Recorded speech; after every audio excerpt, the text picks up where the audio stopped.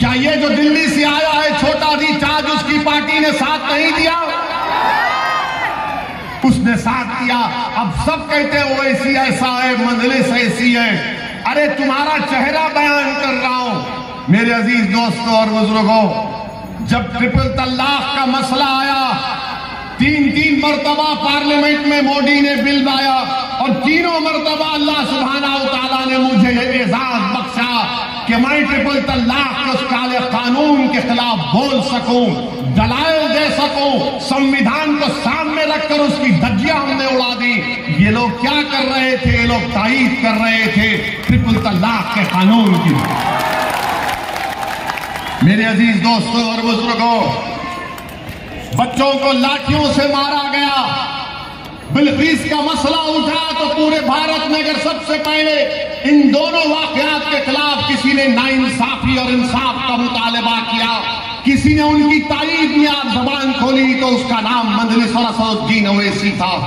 अब मैं आपको पैगाम देना चाह रहा हूं, आप किसी को भी वोट दें, मैं सूरत की जनता के सामने आपको अपना सब कुछ समझकर अपनी दिल की बात रख रहा हूं। मैं गुजरात की जनता के सामने आपके सामने अपनी दिल की बात रख रहा हूं। बताओ, जो हर मसले पर, हर नाइंसाफी पर, हर काले कानून पर, हर जुल्म पर जनता की तारीफ में खड़ा हो जाता और वो लोग खामोश बैठे रहते हैं। तुम खामोश बैठने वालों का साथ दोगे या लड़ने वाले का साथ दोगे, आपको फैसला लेना है। इख्तियार आपका है, आप किसी को वोट दें, मगर याद रखो अगर आप खामोश बैठने वालों को वोट देंगे तो याद रखो वो हमेशा के लिए आपको खामोश कर देना चाहते हैं। और मैं और अल्लाह कभी हम इंशाअल्लाह ऐसा होने नहीं देंगे। हम खामोश नहीं बैठेंगे, हम जिंदा हैं और जिंदगी का सबूत लड़के देंगे, मर के देंगे, मर लड़ेंगे इंशाअल्लाह। मेरे अजीज दोस्तों और बुजुर्गों, इसीलिए हम आपसे अपील कर रहे हैं कि गुजरात के इस असेंबली इंतखाबात में भाजपा के पास अब कुछ भी नहीं है दिखाने को। भाजपा के पास कुछ भी नहीं है। तो मोदी ने कल अपने भाषण में कह दिया कि मैंने गुजरात को बनाया। अब आप बताइए, क्या मोदी से पहले गुजरात नहीं था?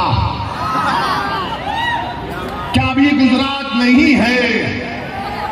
क्या ओवैसी और मोदी के बाद गुजरात रहेगा ना? इंशाअल्लाह रहेगा ना गुजरात। तो गुजरात को बनाने वाले सब आए, मगर जो मुख्यमंत्री बना उसने नहीं बनाया, जनता ने उसको बनाया। जनता ने उसको बनाया।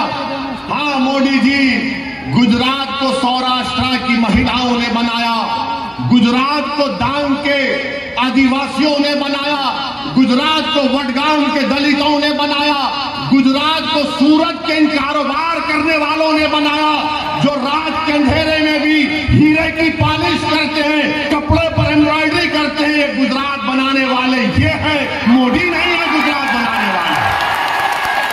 हाँ, गुजरात को किसी ने, मोदी जी आपने गुजरात में एक चीज जरूर बनाई, आपने मोरबी का ब्रिज बनाया जिससे 150 लोग मर गए। 150 लोग मर गए, जिसमें से 50 मासूम बच्चे थे। 2 साल का एक बच्चा भी था उसमें, 2 साल का एक बच्चा भी था। मोदी जी आप तो कहते हैं ना कि ना खाऊंगा ना खाने दूंगा, और भाजपा के लोग बोलते कि मोदी जी 18 घंटे काम करते हैं। कोई बोलता 20 घंटे, ठीक है, हो सकता है कि 24 घंटे काम करते होंगे। करना भी चाहिए, देश के प्रधानमंत्री हैं। मगर ये क्या बात है कि जिसको ब्रिज का कॉन्ट्रैक्ट मिला, जिसको ब्रिज का कॉन्ट्रैक्ट मिला, जिसकी जिम्मेदारी थी ब्रिज को देखना, वो अभी तक आराम से अपने घर में एयर कंडीशन खोल के सो रहा है मोदी जी। और आप गुजरात के जनता को पैगाम देना चाह रहा हूं कि मोदी जी ने बता दिया कि गुजरात के जनता की जान की कीमत 12 लाख है। आपकी जान की कीमत 12 लाख है। गुजरात की जनता सुन लो, तुम्हारे जान की कीमत 12 लाख है, क्योंकि वो कंपनी जिसको ब्रिज के लिए दिया गया था उसने सिर्फ 12 लाख उस पर खर्च किए। मेरे अजीज दोस्तों और बुजुर्गों, मोदी जी इस पर कुछ नहीं कहेंगे। हाँ, मोदी जी आपने गुजरात को बनाया जरूर कि रोड पर लाकर बच्चों को पीटा जाता है, बेइज्जती की जाती है, मगर एक पत्थर फेंकने वाले बच्चों को रोड पर लाकर मारा जाता है। जिसने 150 लोगों को मरवा दिया उसको कुछ नहीं किया जाता।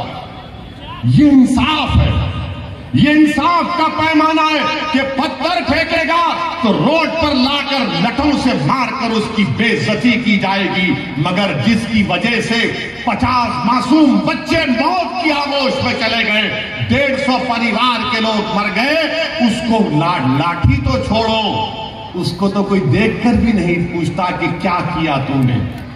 मेरे अजीज दोस्तों और बुजुर्गों, मेरी आपसे गुजारिश है कि आप अपना एक अकाउंट का इस्तेमाल करिए। और मुझे बताया गया कि लिंबायत हुए, अच्छा बीजेपी बोल रही गुजरात में हम यूनिफॉर्म सिविल कोड लेकर आएंगे। मोदी जी, कौन सा यूनिफॉर्म सिविल कोड? जहां पर धर्म परिवर्तन कोई नहीं कर सकता जब तक सरकार इजाजत ना दे, तो कहेगा यूनिफॉर्म सिविल कोड। कौन सा यूनिफॉर्म सिविल कोड कि डिस्टर्ब्ड एरियाज एक्ट लगा है यहां पर? क्या आप लिंबायत की जनता मदीना मस्जिद से मीठी खाड़ी तक आप कोई घर खरीद सकते? आप किसी और का घर खरीद सकते? घर खरीद सकते आप खरीदना चाहते हैं? चाहते हैं ना?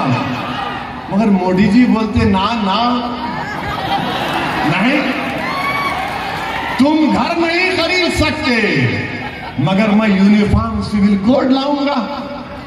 यानी आप बताइए कि मदीना मस्जिद से मीठी खाड़ी तक पूरा डिस्टर्ब एरियाज एक्ट है, और भाजपा वाले बोलते हैं दंगा ही नहीं हुआ। तो भी दंगा नहीं हुआ तो यहां क्यों लगा के रखा तुमने? डिस्टर्ब एरियाज एक्ट को निकालो। बोलेंगे ना ना नहीं निकालेंगे।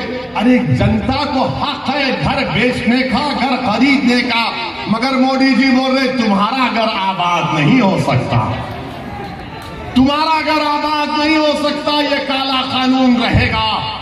मेरे अजीज दोस्तों और बुजुर्गों, फिर आप जानते हैं कि ये मदीना मस्जिद से मीठी खाड़ी तक इसके 50 साल हो गए, और यहां पर जो बीजेपी के विधायक हैं, जब एमएलए के पास जाकर बोला जाता है कि कुछ काम तो कराओ, टीपी सैंक्शन नहीं हुआ, तो मोदी जी आपके एमएलए बोलते हैं ये तुमने मुझको वोट दिया क्या?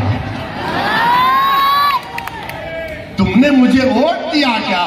मोदी जी सुन लीजिए, मेरे हैदराबाद में भी हमारे हिंदू भाई रहते हैं, भाजपा के हैं, जो मेरे खिलाफ काम करते हैं, मगर डंके की चोट पर मेरे घर पर मेरे ऑफिस को आकर बोलते हैं कि हमने भाजपा का काम किया तुम्हारे खिलाफ, मगर हमारे इस बस्ती में पानी की लाइन की जरूरत है, बोरवेल की जरूरत है, रोड की जरूरत है, तो 15 दिन के अंदर मैं उनको काम करवा कर देता।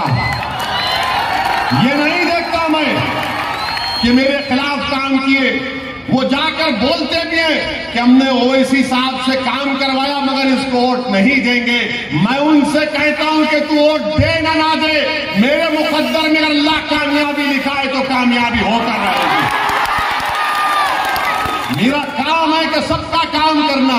मोदी जी, आपके जो यहाँ के एमएलए हैं वो समझते ही नहीं है सबका साथ, सबका विकास, सबका विश्वास, ये तो सबको धोखा दे रहे हैं। कहां का सबका साथ, कहां का सबका विकास, कहां का सबका विश्वास? आज इसीलिए आप देखते हैं कि लिंबायत में कम्युनिटी हॉल नहीं है, गार्डन नहीं है, अस्पताल नहीं है, लाइब्रेरी नहीं है, फायर स्टेशन नहीं है, ड्रेनेज लाइन नहीं है। और मोदी जी, अब तो सूरत में बारिश होती है तो साल में 3 मरतबा पानी भर जाता है। मोदी जी, 3-3 मरतबा पानी बढ़ जाता है। मोदी जी आप बड़े ज़हीन हैं, आप कुछ फार्मूला बनाइए कि पानी जमा ना हो, पानी निकल जाए। आप और हमने सुना था ना कि देश के प्रधानमंत्री ने कहा था कि एक बंडी वाला चाय बना रहा था, उसके पास गैस खत्म हो गई तो उसने नाली में पाइप डालकर उससे खींचकर चाय बना दी। मोदी जी कुछ जुगाड़ कर दो, कुछ तो जुगाड़ करो, कुछ तो करो कि पानी जमा ना हो और मदीना मस्जिद से मीठी खाड़ी तक ये हमको स्कूल मिले, रोड मिले, कुछ तो मिले, मगर कुछ नहीं मिलेगा। क्या मिलेगा? मैंने गुजरात को बनाया। मोदी जी आपने गुजरात को बनाया नहीं, आपने गुजरात की गयूर गुजरातियों को आपने बेवकूफ बना दिया। आपने सबको बना दिया। आपने कहा 15 लाख गरीब उछल पड़ा, पूरे 15 लाख। आपने कहा 2 करोड़ नौकरी, तो नौजवान बोला ओए 2 करोड़ नौकरी, सब गए। कहां गए 15 लाख, कहां गए 2 करोड़? मेरे अजीज दोस्तों और बुजुर्गों, आप जानते हैं कि आपके यहां पर ये एक उद्योग नगरी है। ये बात समझ में नहीं आती मोदी जी। मोदी जी बार बार कहते हैं ईज ऑफ डूइंग बिजनेस, कहते हैं ना ईज, यानी बिजनेस करने में आसानी हो। मोदी जी सूरत में ये आपका प्रदेश है, मैं तो हैदराबाद से शेरवानी पहनकर परेशानी बनकर आया हूं आपके लिए, आपको कह रहा हूं। यहां पर घर में हीरों की पॉलिश होती है, यहां पर घर में एम्ब्रॉयडरी का काम होता है, तो इन पे कमर्शियल टैक्स क्यों लगा रहे आप? आपकी सरकार तो रोजगार नहीं देती है, मगर कोई गरीब अगर अपने घर में काम कर, नहीं तू ये काम कर रहा है, कमर्शियल टैक्स लगा लेंगे। कब बताइए ये सब क्यों होता है? मोदी जी इसको खत्म करिए। और ये दाग दहलवी के नाम से एक उर्दू स्कूल था, वो उर्दू स्कूल भी खत्म हो गया। ये सबका साथ, सबका विकास, सबका विश्वास। मेरे अजीज दोस्तों और बुजुर्गों, अगर आप चाहते हैं कि मदीना मस्जिद से मीठी खाड़ी तक यहां पर स्कूल बने, कम्युनिटी हॉल बने, अस्पताल बने, ड्रेनेज का इंतजाम हो, पीने के पानी का निजाम हो, और जब बारिश हो तो पानी ना खड़ा हो, तो आपसे मैं अपील कर रहा हूं कि मजलिस पार्टी को देकर कामयाब करिए। अब्दुल बसीर शेख को अपना विधायक, अपना MLA बनाइए, ताकि आपकी आवाज और आपकी तकलीफ